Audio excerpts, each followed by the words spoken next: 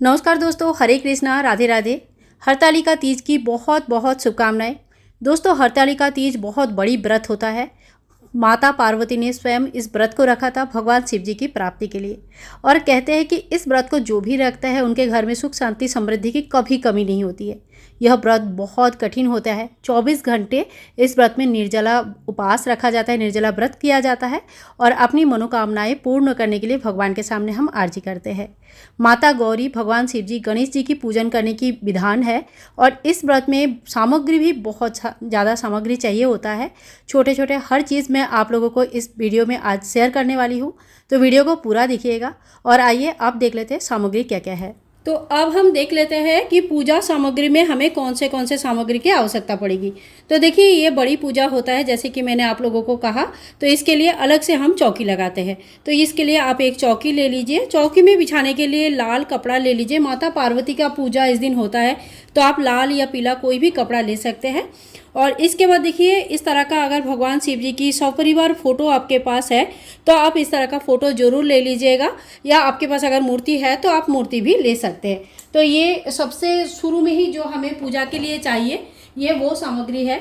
इसके बाद देखिए, शिव परिवार का, पार्थिव शिव परिवार का पूजन करने का विशेष महत्व माना जाता है। अगर संभव है तो आप इस तरह का पिंडाकृति, जैसे मैंने माता गौरा बना के रखा है, आप पिंडाकृति भी बना सकते हैं। और अगर आप आकृति दे सकते हैं तो आप उस तरह से भी बना सकते हैं। यहाँ पे देखिए, गणपति जी है, छोटे से गणपति जी बनाए हैं और शिवलिंग बना लिया है। तो मिट्टी के जो शिवलिंग होते हैं, इनकी पूजन करना विशेष महत्व होता है हरतालिका तीज में। तो आप इस तरह से मिट्टी की शिवलिंग बनाकर रख सकते हैं। एक दिन पहले ही बना लीजिएगा ताकि वो अच्छी तरह से थोड़ी सी सूख जाए और अभिषेक करने के टाइम पे गल ना जाए। इसके बाद हम देखेंगे अभिषेक सामग्री। अभिषेक सामग्री में आप तांबे के लोटे में जल ले लीजिएगा। आप गंगा जल और जल अलग अलग ले सकते हैं, या पहले लोटे में थोड़ी सी गंगा जल डाल लीजिए, फिर जल से भर लीजिए, तो ये पूरा गंगा जल माना जाता है। तो अभिषेक सबसे ज़्यादा महत्वपूर्ण होता है, तो यहाँ पे मैंने गंगा जल ले लिया है। उसके बाद देखिए, अभिषेक के लिए आपको कच्चा दूध या पंचामृत की आवश्यकता पड़ेगी। पंचामृत दूध, दही, घी, शक्कर, मधु से बनाया जाता है, 5 चीज़ों से। तो आप अलग अलग से भी अभिषेक कर सकते हैं, एक साथ मिलाकर भी कर सकते हैं। और अगर नहीं है, कोई वजह से कोई भी चीज़ कमी है या नहीं है, तो फिर आप कच्चा दूध से भी अभिषेक कर सकते हैं। तो अब हम देख लेते हैं पूजा सामग्री। पूजा सामग्री में हमें कौन से सामग्री चाहिए। तो देखिए, ये सुहाग का पूजा होता है, तो जो भी आपका सिंदूरा है या जिसमें भी सिंदूर रखते हैं, देखिए एक बात ध्यान रखिएगा, ये झूठा सिंदूर नहीं होता है। यहाँ से आप माता को सिंदूर लगाइए और सिंदूर लगाने के बाद जो हाथ में लगा रहता है वो अपने मांग में भरिए। यहाँ से डायरेक्ट सिंदूर नहीं भरा जाता है। अगर आपने भर के रखा है तो इसको खाली करके फिर दोबारा नया सिंदूर भर के फिर पूजा में रखिएगा, ठीक है। तो ये एक आवश्यकता, मतलब सबसे ज़्यादा जरूरी जो होता है। इसके बाद देखिए, चावल आप ले लीजिएगा। चावल आपको ज़्यादा मात्रा में लेनी है, क्योंकि अष्टदल कमल भी बनाया जाता है। यहाँ पे मैंने थोड़ा सा दिखा रही हूँ, यहाँ पे इस तरह से आप ज़्यादा ले लीजिएगा। अष्टदल कमल बनाया जाता है और भगवान को भी चढ़ाया जाता है, आसन दिया जाता है, इसलिए चावल ले लीजिएगा। भगवान शिव जी को भस्म अति प्रिय है, तो आप थोड़ी सी भस्म जरूर ले लीजिएगा। इसके बाद देखिए, काशी अष्टगंधा चंदन आता है, ये भी ले सकते हैं। नॉर्मल जो पीसने वाला चंदन है वो भी ले सकते हैं। इसके बाद कोई भी अबीर गुलाल आप ले लीजिए, कोई भी कलर का आप ले सकते हैं, कोई दिक्कत नहीं है। तो यहाँ पे अबीर गुलाल ले लिया मैंने। और अभ्रक आप ले सकते हैं, अभ्रक भगवान जी को चढ़ा सकते हैं। तो ये बाज़ार में आपको 5-10 रुपये का पैकेट आ जाता है, मिल जाती है। ये भी चढ़ाना बहुत अच्छा माना जाता है, तो ये सारी चीज़ें ले सकते हैं। माता के लिए रोली या सिंदूर अगर भगवान का अलग से आपके पास रखा हुआ है तो वो भी आप ले सकते हैं, ठीक है। इसके बाद देखिए, इत्र के बिना तो पूजा संपूर्ण माना ही नहीं जाता है, क्योंकि इत्र जो होता है सुगंधी होता है, भगवान को जरूर चढ़ाया जाता है। तो यहाँ पे मैंने इत्र ले लिया है। और इसके बाद भगवान को वस्त्र स्वरूप कलावा चढ़ाया जाता है, जैसे वस्त्र कलावा हम चढ़ाते हैं वस्त्र के स्वरूप में, ठीक है। तो कलावा हमने ले लिया है। इसके बाद देखिए, जेनोई आप ले लीजिए, कम से कम 2 जेनोई आप ले लीजिए, भगवान गणेश जी के लिए, भगवान शिव जी के लिए। इसके बाद आपके यहाँ पे अगर कार्तिकेय भगवान का पूजन की जाती है तो आप 3 जेनोई ले लीजिए। एक कार्तिकेय भगवान के लिए भी 1 जेनोई और ले लीजिएगा। फिर इस दिन देखिए, माता को मेहंदी चढ़ाया जाता है, तो आप सूखा मेहंदी भी ले सकते हैं और इस तरह का जो कोन आता है ये भी ले सकते हैं। लेकिन ध्यान रखिएगा, नया होना चाहिए। अपना यूज़ किया कोई भी सामान माता को नहीं चढ़ाया जाता है। इसके बाद देखिए, पूजा में हमेशा ही हमें थोड़ा बहुत कुछ ना कुछ दक्षिणा रखा ही जाता है। तो दक्षिणा आप अपने सामर्थ्य के अनुसार रख सकते हैं, जो भी आपकी सामर्थ्य है उस हिसाब से आप दक्षिणा रख सकते हैं। 100-50 रुपया, 500, 1000, जितना भी आप संभव है। इसके बाद ये थोड़ी सी हल्दी घोल के आपको ले लेना है। हल्दी का टीका किया जाता है, माता के हाथों में भी लगाया जाता है, तो हल्दी थोड़ा सा हमें ज़रूर चाहिए। सुहाग की पूजा में हल्दी और कुमकुम का विशेष महत्व होता है, तो हल्दी और रोली ले लीजिए। मैंने यहाँ पे हल्दी और रोली पानी से घोलकर ले लिया है। इसके बाद देखिए भगवान शिव जी को और माता पार्वती के लिए आपको पीला वस्त्र और लाल चुनरी जरूर लानी चाहिए। तो आप चाहे तो पीला रुमाल भी ला सकते हैं अगर बड़ा वस्त्र नहीं ले सकते, लेकिन कोई भी नया एक पीला वस्त्र और एक लाल चुनरी माँ को अर्पण किया जाता है। तो ये दोनों चीज़ें आप जरूर ले लीजिएगा।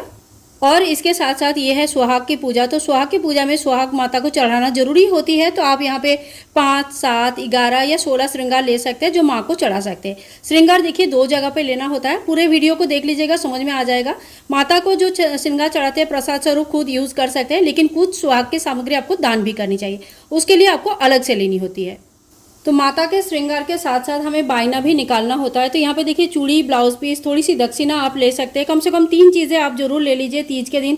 3 चीज़ें कम से कम लिया जाता है, और अगर ज़्यादा दे सकते हैं तो बहुत अच्छा है। तो आप अपने हिसाब से देख लीजिएगा, जो भी सामान आपको देना है उस हिसाब से आप बायना निकाल लीजिएगा। बायना आप घर के किसी बड़े, जैसे अपना सास या ननद या जेठानी को दे सकते हैं, या तो फिर आप चाहे तो किसी पंडित जी को या किसी को भी ज़रूरतमंद व्यक्ति को दे सकते हैं, पर थोड़ी सी सुहाग की सामग्री आपको जरूर दान करनी चाहिए। इसके बाद देखिए कुछ मुख्य सामग्री है जो हमें चाहिए होता है, जिसमें बेलपत्र सबसे ज़्यादा आवश्यक है। बाकी सामान आप जुगाड़ कर पाए ना कर पाए, बेलपत्र आप जरूर ले लीजिएगा। बेलपत्र भगवान शिव जी को बहुत प्रिय है। अगर संभव है तो आप समी के पत्र भी ले लीजिएगा। कहते हैं कि एक समी का पत्र 100,000 बेलपत्र के समान होता है। इसके अलावा आप लाल फूल, नॉर्मल फूल ले सकते हैं। धतूरा का फल ले सकते हैं, धतूरा का फूल, फल जो भी आपको मिल जाता है। और दुर्बा घास आप ले सकते हैं भगवान गणेश जी के लिए। तो ये सारे सामग्री बहुत आवश्यक होता है भगवान शिव जी की पूजा में। इसके बाद देखिए इस पूजा में मंडप बनाया जाता है। तो इस तरह से अगर आपको संभव है तो 2 केले के पत्ते कम से कम आप ले लीजिएगा, और अगर नहीं, मतलब केले का पत्ते नहीं मिलता है तो फूलों से भी मंडप बना सकते हैं, या 5 प्रकार के पत्तों से भी मंडप बनाया जाता है। लेकिन मंडप इसमें जरूर बनाया जाता है। तो आप संभव है तो केले के पत्ते, फूल या 5 प्रकार के पत्ते लेकर मंडप जरूर बनाइएगा। इसके बाद देखिए ये पूजा बहुत बड़ी पूजा होती है। तो इस पूजा में कलश स्थापना जरूर किया जाता है। आप नारियल कलश का भी स्थापना कर सकते हैं, जिसे श्री कलश कहा जाता है। और आप चाहे तो इसमें दीपक लगाकर दीप कलश का भी स्थापना कर सकते हैं। तो ये मंगलमय पूजा है। दीप कलश का ही स्थापना ज़्यादा से ज़्यादा जगह पे होते हैं। तो आप आपके यहाँ पे जो भी होता है आप उस हिसाब से कर सकते हैं। तो देखिए इसके लिए आप एक कलश ले लीजिएगा। यहाँ पे कंठी मोली बांध लीजिएगा कंठ में, और स्वस्तिक बना लीजिएगा। इसके साथ साथ आपका आम का या अशोक का 5 पत्ते चाहिए होगा, तो 5 पत्ते आप ले लीजिएगा। और देखिए कलश में डालने के लिए आपको हल्दी के गांठ, 1 रुपये का सिक्का, 1 इलायची, लौंग और 1 सुपारी, फूल इत्यादि चाहिए होगा। तो ये सारा सामान ले लीजिए, और ये सारी चीज़ें हम कलश में डाल देंगे। और इस थाली पे पूरा चावल से हम भर देते हैं, और इसके ऊपर श्री कलश या दीप कलश की स्थापना करते हैं, कुछ इस प्रकार से। ठीक है, तो आप ये सारा सामान कलश स्थापना के लिए जरूर ले लीजिएगा। इसके बाद देखिए आप धूप दीप ले लीजिए, और इसमें 2 बातियों का दिया बनाया जाता है। तो ये ध्यान रखिए, 2 बाती हमें जरूर लगानी है। और साथ में आप कोई भी धूप जो प्रज्वलित करते हैं वो धूप ले लीजिएगा। और इसके साथ साथ आपको लेनी है कपूर आरती करने के लिए।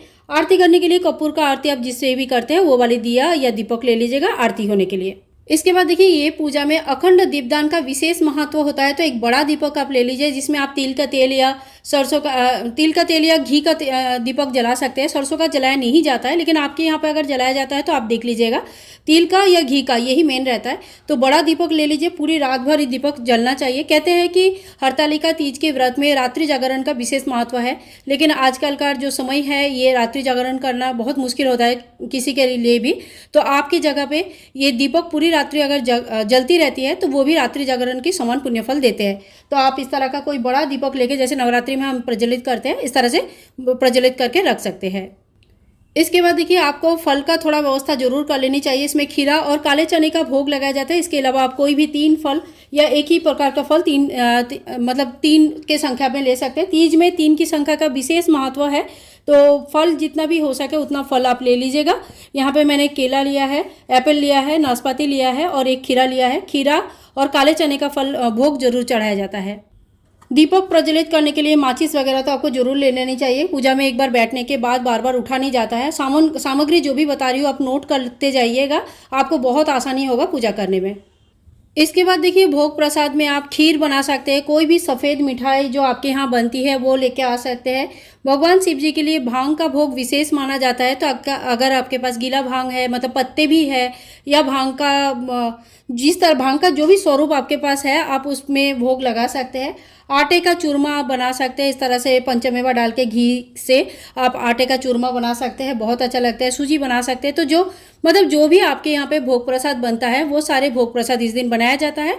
आप चाहे तो सफ़ेद मिठाई का भोग मिठाई के दुकान से भी लाकर भोग लगा सकते हैं। और कलश स्थापना के लिए एक नारियल पानी वाला होना जरूरी है। तो एक पानी वाला नारियल ले लीजिए, ऊपर चुनरी लपेट सकते हैं या इस तरह का कलावा लपेट सकते हैं। तो ये मतलब कलश स्थापना का सामान जो है ना, संपूर्ण रूप से मैंने दिखा दिया आपको क्या क्या डालना होता है कलश में। और एक नारियल की जगह आप 2 नारियल भी ले सकते हैं, एक कलश में होता है। और एक माता रानी को बहुत जगह पे भेंट चढ़ाया जाता है, एक नारियल साथ में एक चुनरी और 1 रुपया या जितना भी है दक्षिणा वगैरह लेके माता रानी को भेंट चढ़ाए जाते हैं। बाद में उस सामग्री का कोई कोई भोग स्वरूप ग्रहण करता है, कोई कोई दान कर देता है। तो इस तरह से 2 नारियल का भी कहीं कहीं जरूरत पड़ती है और कहीं कहीं सिर्फ कलश के लिए एक ही नारियल दिया जाता है। और इसके साथ साथ आप मुख शुद्धि के लिए पान, सुपारी, इलायची, बतासा वगैरह ले सकते हैं। माता को बहुत प्रिय होता है तो मुख शुद्धि का सामान ले लीजिए। अभी मेरे पास पान नहीं है, लेकिन मुख शुद्धि के लिए पान चढ़ाना बहुत अच्छा माना जाता है। इसके बाद देखिए, कोई भी व्रत त्यौहार का आप बुक ले लीजिए। मुख्य व्रत त्यौहार जो होता है इसमें हरतालिका तीज का आपको पूजा कथा मिल जाएगा। कथा बहुत ही ज़्यादा जरूरी होते हैं, कथा आपको जरूर पढ़नी है। तो आप चाहे तो कथा लेके पढ़ सकते हैं या कहीं से सुन भी सकते हैं। तो कथा का बुक अगर आपके पास है तो आप कथा का बुक भी ले लीजिए। और ये पूजा जो होता है सुहाग का पूजा होता है। तो आपने जो सुहाग का आपका चुनरी है जिससे शादी हुई थी, या जो भी चुनरी आप यूज़ करते हैं वो चुनरी ओढ़ के ही पूजा किया जाता है। तो आप उस चुनरी को जरूर ले लीजिए। पूजा के समय आप ये चुनरी को ओढ़ लीजिएगा।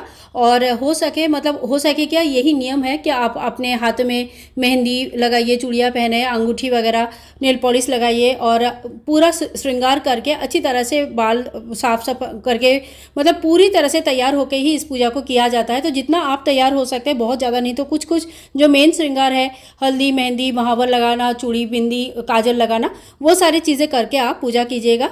तो ये सुहाग की पूजा है, तो इसी तरह से पूजन की जाती है। इसके अलावा आप दान सामग्री में जो भी दान करना चाहते हैं वो सामग्री आप ले सकते हैं।